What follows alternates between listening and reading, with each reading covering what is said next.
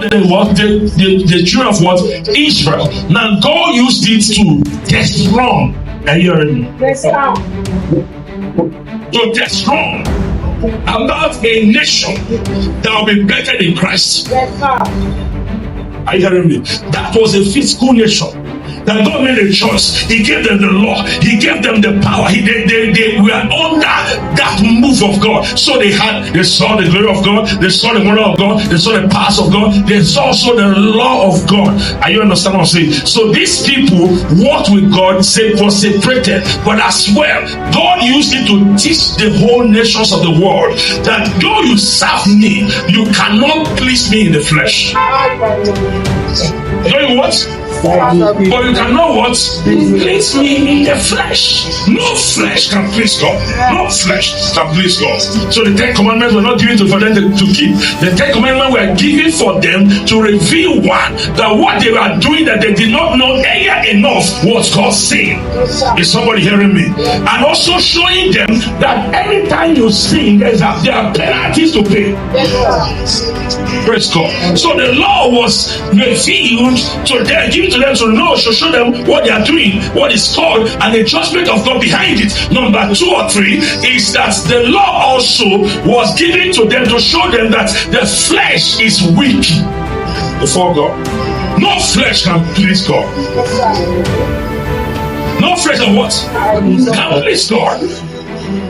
So the law came to reveal to them that you cannot please God by the doings of keepings of the thing that was said to you in the natural. Is somebody hearing me? So it was that the law came also to what? To reveal. The law also came to tell them that every man has sinned and every man cannot stand before God because God is holy. Though the law is holy, because the law was given by him. Though the law is holy, but the man is natural, and because natural is ruled by sin, satanic nature, iniquity runs him. So there had to be an alteration. Are you hearing me? There has to be an intersection. Because by the nature of sin, you can't please God. Yes, sir. Man was corrupted when he disobeyed God in the Garden of Eden. The whole race of men were corrupted. Everyone sinned. Everyone disobeyed. None was holy. None could keep the word. None was righteous. Are you hearing me? That's what we have been reading since. Praise God. So when Jesus arrived to raise another nation called a spiritual nation. A nation that will serve God. And Jesus came and said, hey, before now you guys used to worship God in the temples and on the mountains, but here it's come. This time has come when the true worshippers of God will worship God in what? In spirit and in truth. So it's going to raise a nation spiritually that is going to conduct a spiritual worship. Somebody hearing?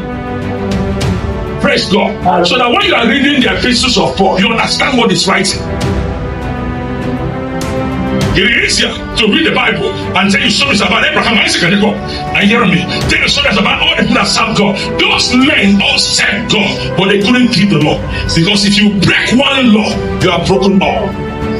And no nature of sin can break it, can keep it up. Because until worship becomes a nature that is conducted in righteousness, it's not worship. It's not worship.